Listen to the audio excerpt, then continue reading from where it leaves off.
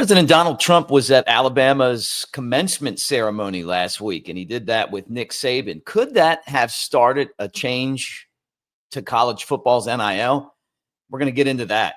Mark Ingram, one of our favorite running backs, now inducted into the Alabama Sports Hall of Fame, and basketball making some moves with its roster. All that right here on the Bama Tailgate Show. Like, subscribe, thumbs up. Bama fans, you know how we do this. Also comment. Thank you for being here.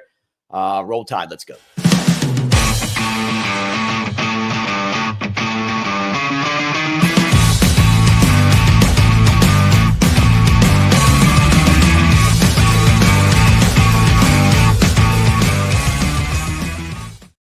What do you say, everybody? Mick Gillespie, and it's great to see you here on the Bama Tailgate channel. Like, subscribe, thumbs up. I ask you to do that, and I appreciate you being here so much. At Broadcaster Mick on the socials, and it has been awesome running into you guys out on the streets to say you watch the channel, and appreciate you so much for doing that. All right, a couple things I wanted to get into today.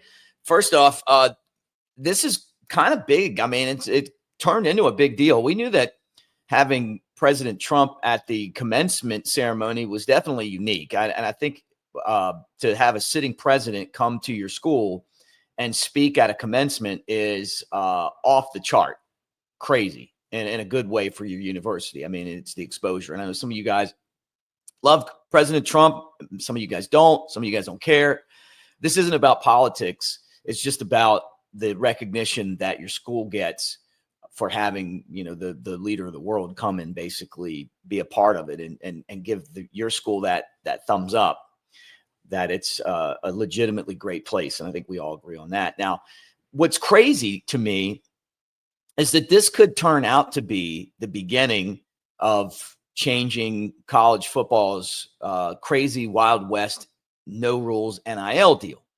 And what happened was Nick Saban was there. He spoke before Trump, and you wonder if maybe the reason he spoke was that he kind of felt like, hey, here's an opportunity to get in front of the president and basically tell him, hey, I think that we have a problem here, and it's going to take politicians, you know, and the president to do something about it.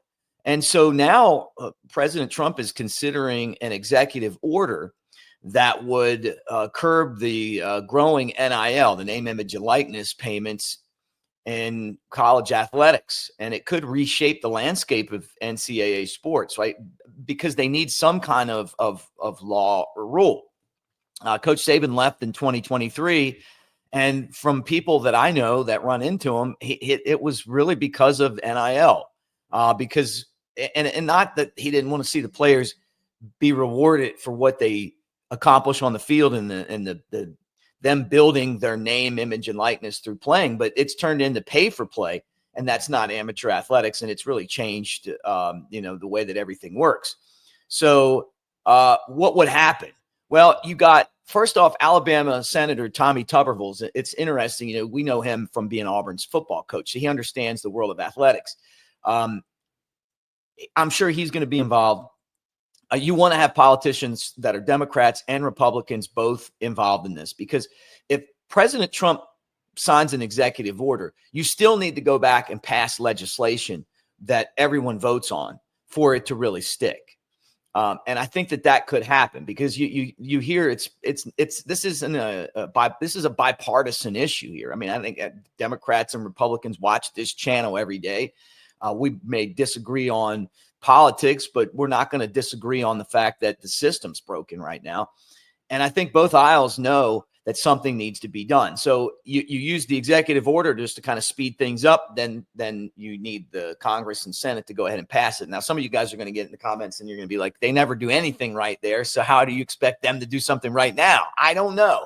but I think that it's crazy that Nick Saban took advantage of this opportunity to basically press President Trump to fix this, because it really comes down to the politicians fixing this at that level. So, we'll keep an eye on this. I think something's going to happen. I think Trump will do an executive order. But again, for it to really resonate, they're going to have something else next level to back this up, which would be, a bill, bipartisan, both houses vote, he signs it, and it becomes the law. And when you hear the stories of these guys and you see what happened with the quarterback at Tennessee, Nico, and you're going to see more of that. Players holding teams hostage, parents getting involved like their agents or family members. Who cares what you're going to learn at college? It's all about how much money you're going to get paid. And until there's like some kind of a system in place, there's going to be that team every year that just decides to pay more than everyone else and give themselves a better advantage to win a national championship. And that's not fair. That just isn't, so last year was Ohio State. This year, apparently it's going to be Texas, and you can go ahead and mark it down. Go ahead and bet on Texas because with resources, you're going to have better players. You're going to have more depth, and you're going to have a better chance to win a championship. Doesn't mean it's going to happen, but it just means that it's going to be tougher for the other teams to compete. Congratulations to Mark Ingram, one of our all-time favorite Alabama players. 2009 won the Heisman Trophy. Our buddy Mike Johnson was on that offensive line, and he was officially inducted into the Alabama Sports Hall of Fame on May the 3rd at the Sheraton Hotel in Birmingham. So congratulations, man. He was awesome. Big get for Alabama, one of Coach Saban's first real big-time commitments. Played at Bama from 2008 to 2010 and was the first ever Heisman Trophy winner at Alabama. We won 3 since then, right? Heisman trophies. But I remember being like, Alabama's won all these titles and they never had a Heisman. Well, that changed under Nick Saban. Ingram ran for over 1,600 yards and had 17 touchdowns and did that on 270 plus carries in 2009. And then also won that amazing national championship that Alabama won in 2009. That team went undefeated. It was really, really awesome that season. I followed the team all the way to Pasadena, and to be there at the Rose Bowl to watch them beat Colt McCoy in Texas was fantastic. Mac Brown, Texas was on top of the world at the time, and Alabama was an up-and-comer. Winning that national championship just changed college football overnight.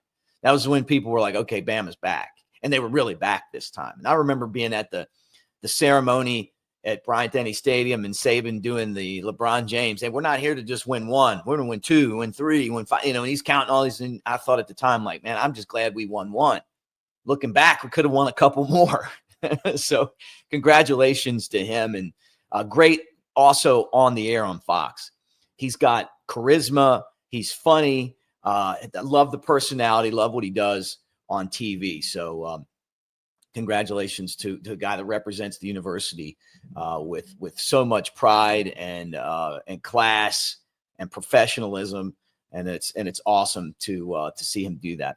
Final thing I wanted to talk about before I tell you that we're brought to you by Pearl River Resort over in Philadelphia, Mississippi, is that Bama basketball adds Yale to the non-conference schedule.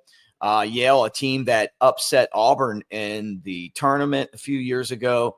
Alabama is also going to play 3 games in the Players Era Festival out in Vegas. We don't know who that is. They'll be in the SEC, ACC Challenge. That's going to be a lot of fun. But, just watching Nate Oates go out there, he's not afraid to play the big guys. He's not afraid to play the small guys. So this is a good one for Alabama. And, we know that they're going to be on there as part of what they're doing. So it should be a really fun basketball season, just like last year. And we appreciate them. Mark, I guess you say it right now. Nate Oates, the best coach in basketball, in my opinion, and what he's been able to accomplish has been amazing. Show's brought to you by Pearl River Resort. Take advantage of all the facilities. Dancing Rabbit Golf Course, the Augusta that you can play. You got the Oaks and the Azaleas, the golf course, the 2 multi-million-dollar golf courses. You don't have to have a membership. The Timeout Sports Lounge, Golden Moon Casino, table games and slots at Silver Star and Golden Moon. It's an hour and a half from Tuscaloosa, 2 hours and change from Birmingham. Water park as well. Spa, they got it all over there at Pearl River Resort. We appreciate them. All right, have a great day and Roll Tide.